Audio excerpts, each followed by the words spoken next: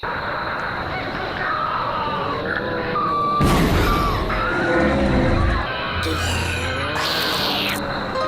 Cinemassacre's Monster Madness. When it comes to giant monsters, the first that come to mind are usually King Kong and Godzilla, but the beast from 20,000 Fathoms deserves to be right up there with them. It's one of the most imitated monster movies of all time. In fact, it predates Godzilla by 1 year. It was based on a short story by Ray Bradbury, who is a good friend of Ray Harryhausen, the special effects artist. The film begins in the Arctic with scientists experimenting with nuclear bombs. The detonations thaw from the ice a prehistoric reptilian creature. The monster makes its way to the northeastern United States, where it destroys a lighthouse. It's an iconic scene which was the focus of the Ray Bradbury story. Next, the creature makes its way to New York City, where it gives King Kong a run for his money.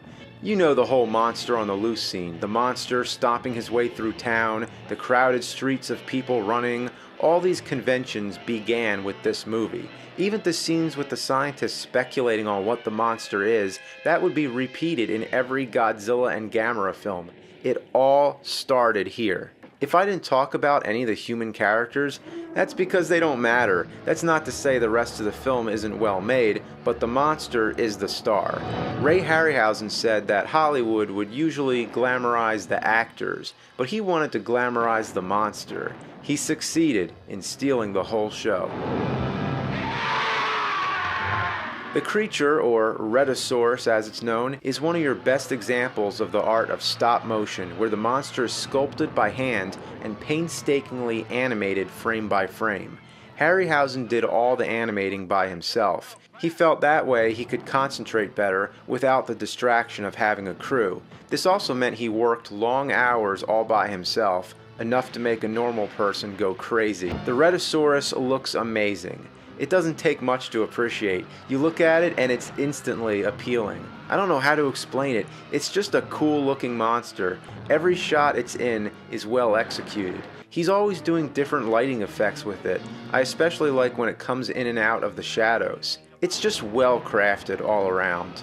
This was Harryhausen's first major work by himself, after having already worked on Mighty Joe Young with his mentor Willis O'Brien, who animated the original King Kong. What else can be said about this movie? It inspired a whole generation of creature features. It tapped into the growing paranoia of nuclear weapons and was one of the first, if not the first monster to be awakened by an atom bomb, which would happen to countless other monsters in the 50s. Simply put, it's one of the most important monster movies ever made.